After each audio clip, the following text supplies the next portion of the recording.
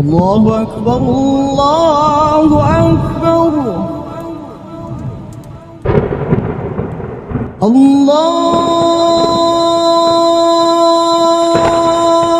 أكبر الله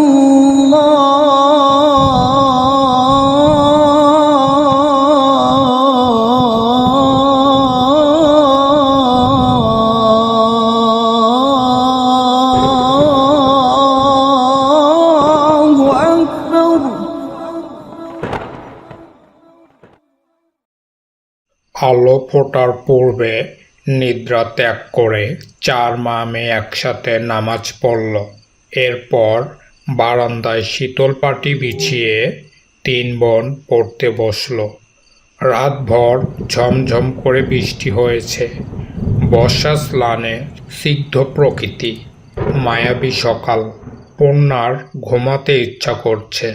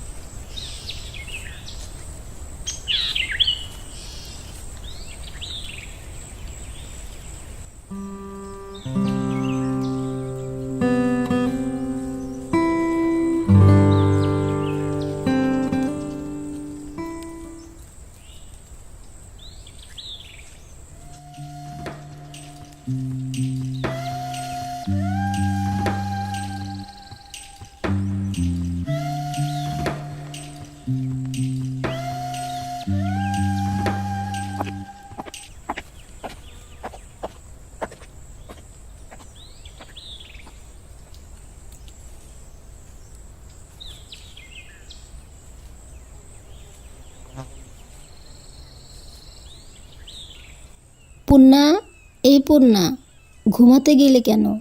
আয় পড়তে বস।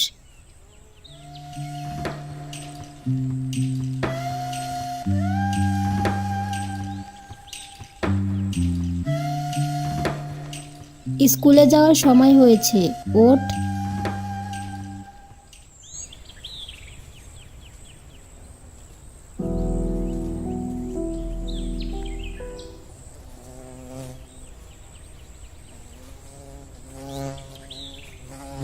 পূর্ণা ঘুমে। জি আম্মা। সে জানে না স্কুল আছে, তবু কোন আক্কেলে ঘুমালো। পূর্ণা নির্ঘাত মার খাবে আজ। তুমি যাও আম্মা, পূর্ণা কিছুক্ষণের মধ্যে তৈরি হয়ে যাবে।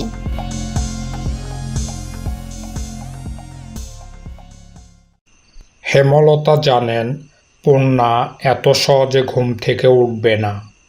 যতই আদর করে ডাকা হোক না কেন, বৃষ্টিমাখা সকালে তার ঘুম ছোটানো যায় না। বাঁশের কঞ্চি পূর্ণা খুব ভয় পায়। হেমলতা বাঁশের কঞ্চি আনতে যান।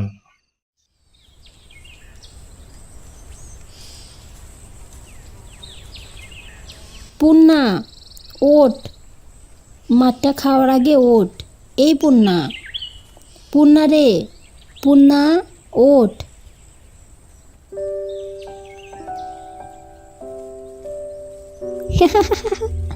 একটা মানুষ এত ডাকাডাকিতেও কি কেউ না জেগে থাকতে পারে?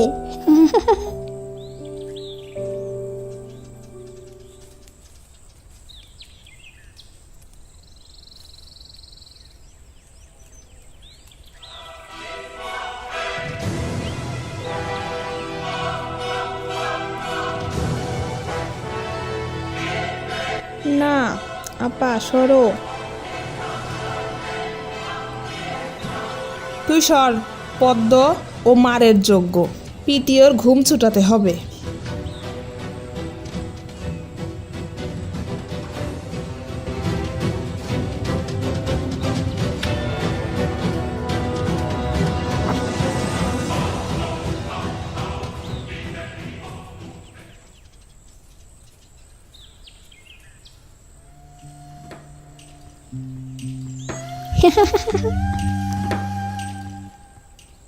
আর হবে না আম্মা, সে তো প্রতিদিনই বলিস।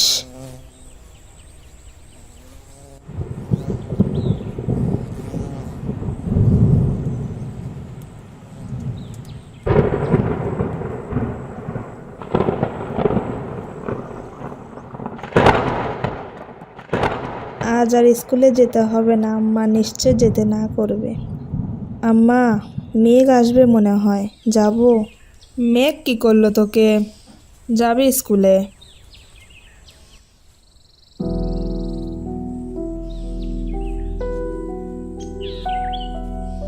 বসে আছিস কেন? জলদি কর, নয়তো আবার পিটুনি খাবি। পূর্ণা বিরক্ত নিয়ে তৈরি হলো। 3 বোন স্কুলের দিকে রওনা দিল। বৃষ্টি হওয়ায় রাস্তায় প্রচুর কাদা জমেছে। 3 বোন হাতে জুতা নিয়ে পা টিপে হাঁটছে।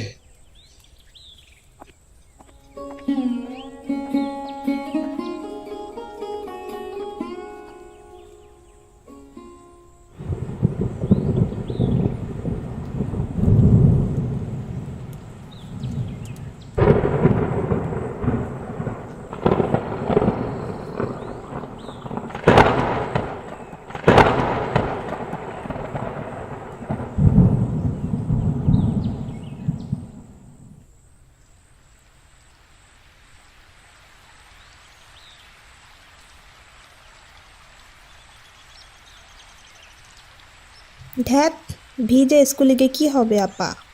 দেখ, পায়জামা হাঁটু অবধি কাদার পানি দিয়ে কি হয়েছে? বুঝতে পারছি না কি করব, স্কুলে যাব নাকি বাড়ি ফিরব। আপা, বাড়ি যাই।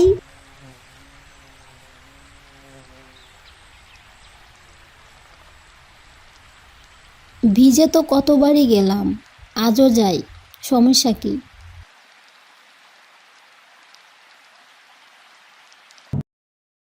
স্কুল ছুটি হওয়ার আগেও বৃষ্টি পুরোপুরি থামেনি। তখন গুঁড়ি গুঁড়ি বৃষ্টি পড়ছিল। বৃষ্টি ভিজেই ফেরার পথ ধরল 2 বোন।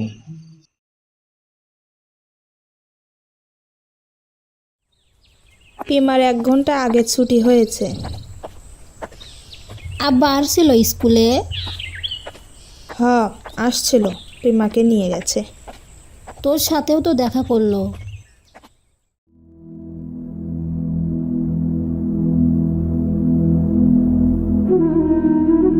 পূর্ণার মন খারাপ হয়। আব্বা কেন তার এত ভালো আপাকে ভালোবাসে না।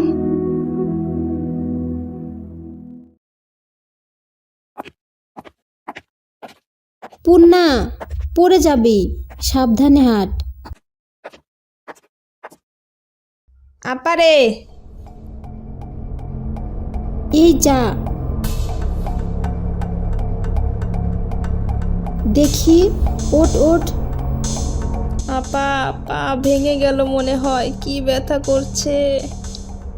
মচকেছে বোধ হয়, ঠিক হয়ে যাবে। ওঠার চেষ্টা কর, আমার গলা ধরে চেষ্টা কর।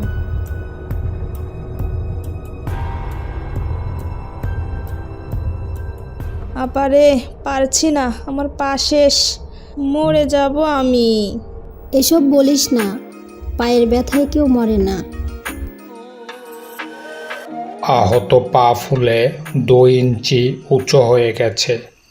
তা দেখে আতঙ্কে পদ্মাজার চোখ মুখ নীল হয়ে গেল। তার কান্না পাচ্ছে খুব। পদ্মাজা পূর্ণার পায়ে আলতো করে চাপ দিতেই পূর্ণা চেঁচিয়ে উঠল। একটু সাবধানে হাঁটলে কি হতো। ইস, এখন কি কষ্ট হচ্ছে।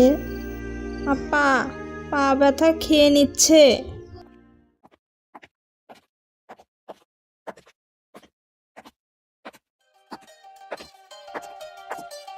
পূর্ণা রে, আম্মা আসছে। দেখি, কিছুই হয়নি, এসব সামান্য ব্যাপার। তুই ওই বইগুলো নে। হেমলতা এদিকে সেলাই করা কাপড় দিতে এসেছিলেন। যার কাপড় ছিল সে অসুস্থ, তাই যেতে পারছিল না। বাড়িতেও কোনো কাজে মন টিকছিল না, তাই ছাতা নিয়ে বেরিয়ে পড়েন। একটা ভ্যান পাওয়া গেলে খুব উপকার হতো।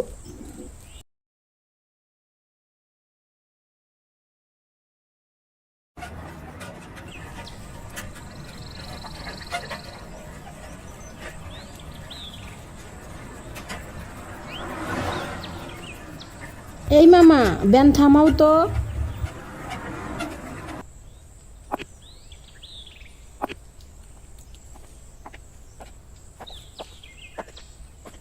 পূর্ণার কি হয়েছে? কাদায় পড়ে পা মচকেছে। আচ্ছা, ওকে ভ্যানে তোলো।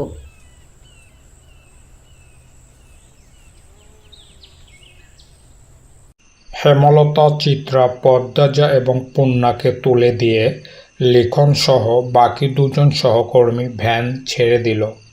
তারা হেঁটে ফিরবে।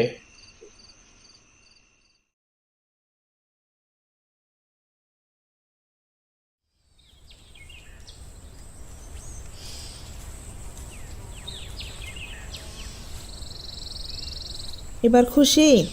স্কুলে যেতে হবে না, কাজ করতে হবে না, সকাল উঠে পড়তেও বসতে হবে না। সবই ঠিক আছে, কিন্তু আমি এখন টিভি দেখতে যাব কি করে?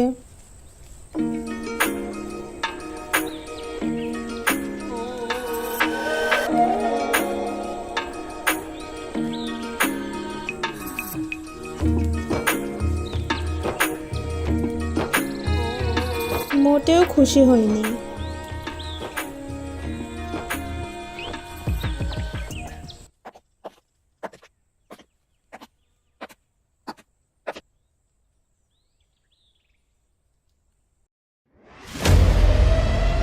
মুন্নার বাপ খুন হয়েছে।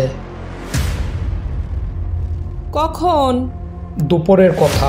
দুপুর 2টো কি 3টায় গ্রামবাসী জানতে পারে এই ঘটনা। লাশ নোয়াপাড়ার ধান খেতে পাওয়া গেছে।